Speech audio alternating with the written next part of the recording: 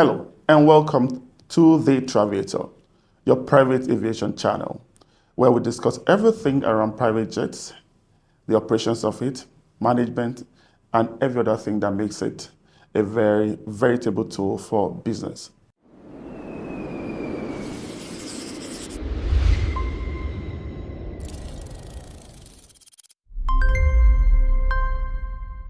Private jet that once was a fantasy of a few, that's largely alluded to lifestyle, luxury, and business, has metamorphosed over time from just that to several other things, especially if you look back in the day during the 2020 lockdown when everything kind of grinded to a halt. Private aviation and indeed general aviation did come to the rescue. But how did we get here? Today we're going to be exploring the fascinating journey of private jet and private aviation from where we started to where we are today in the industry. My name is Tayo Rishadare. Welcome to the Private Jet series. The roots of private aviation can be traced back to the World War II era. Aircraft technology eventually advanced significantly in the 1950s. Business began to imagine air travel as a solution more than just an item for the nouveau riche. But of course, it does cost a pretty penny. But it is not just a means to an end only, but it's a huge tool for providing solution, whether to the rich few, whether in general aviation, whether for health reasons, whether for business expediency.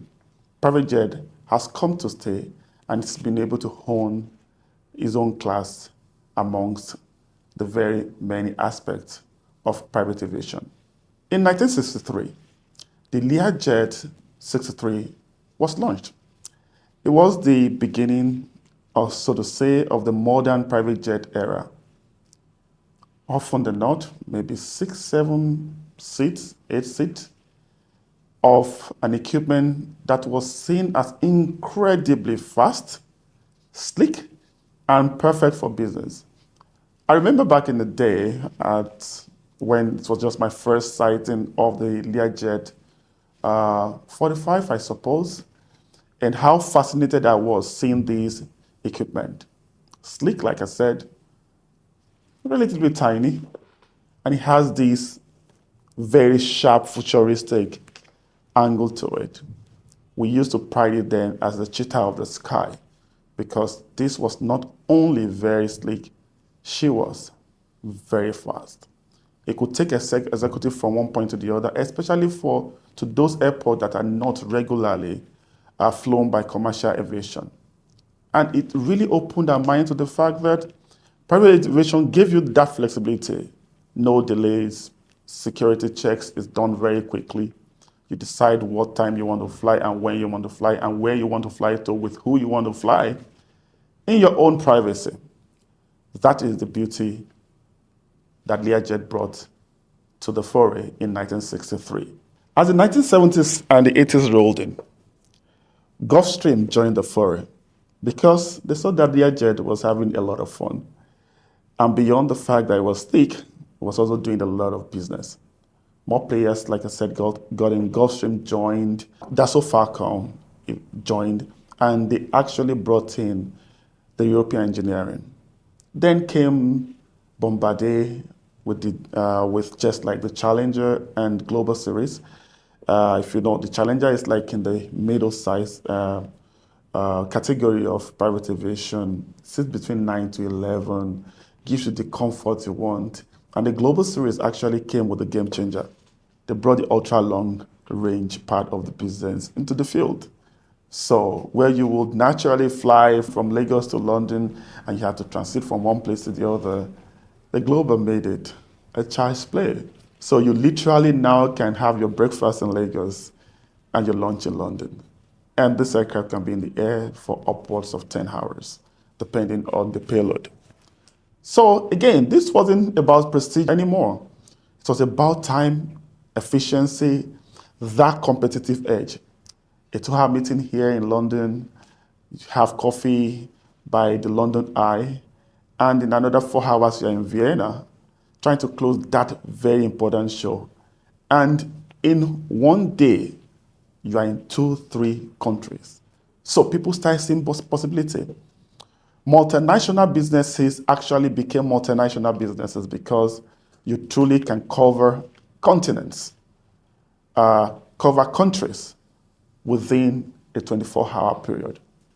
So by the early 2000s, private aviation and private travel had truly very evolved. Now it is very mature. It wasn't just a tool for celebrities and royalty anymore. Tools like the fractional ownership started coming in, charter services, jet cards, and the like. Business owners and CEOs, HNIs, now sees it as not just an ostentatious tool, but now almost a game changer in the business world. The message was very simple. You don't have to own a jet to fly, or you actually don't have to own a jet to fly private. So if you want to fly on your own time and on your terms, private aviation eventually came to fore. As a personal example, I remember that in one of the organizations I once worked for, just at the twilight of the change of an administration and sensing that perhaps things might change in the nearest future, private aviation did come to the rescue. We were able to really explore and executed our outside-in strategy by opening several other businesses in several other countries within such a very short time. This could not have been possible without the help of private aviation. So, as demand grew, so did the variety. You see from light jets for quick stops to mid-sized jet for those regional hubs and regional integration. Then you have the heavy jets for intercontinental missions. Like I said, very quickly you travel from point A from another continent to another continent non-stop. If you recall, I talked about COVID-19 and how private aviation came to the rescue. Moving people from one point to the other, even ambulance services were able to move for those people that were in critical condition and could afford it. So someone that is really very ill in, say, Tanzania, was able to be moved safely in their own privacy and dignity from Tanzania to London, where they require such attention and where you have the right skill set and technology within very short time, again, in the comfort of their own private aircraft. And the growth didn't stop. Today, we are seeing integrations, smarter bookings, and even early steps towards sustainable jets. Yes, biofuel is coming to the fore, and as you know, that whereas the technology is still evolving, but a lot of people that are beginning to innovate and try this scientific breakthrough and solution. So, where are we today? From warplanes to boardroom essentials. That is what private aviation has become. From what World War II saw as a military solution to winning a war, to what top CEOs and UHNI see as a tool for winning that business. Either ways, whether it's in a war situation or it's in a business situation, private jet provides a win-win solution even today. So, the private jet industry has transformed the way world decision makers do their businesses and make decisions. It's now a $30 to $40 billion industry with thousands of flights every day across the globe. But here's the kicker. We're still just starting. In the next 10 years, we believe that private jet will evolve to bring smarter, quieter, greener, and even faster jets. People are beginning to actually explore and just experiment with aircraft that can take you from London to New York under maybe 3-4 hours. It looked far-fetched, but technology has evolved. But of course, we are evolving with it. We're not done yet. but we'll take it one step at a time.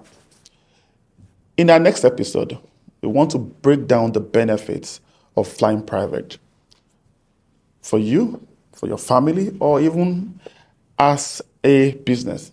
Just so you know that it's more than luxury. Trust me, it is more about decision making, about time management and space, about safety, about personal lifestyle, of course, but more importantly, it's a tool for achieving desired ends. But until that time, please subscribe, like, comment, and share content to those people that you think would like this type of content. I'll see you next time. My name is Tayo Orishadare, and this is The Traviator.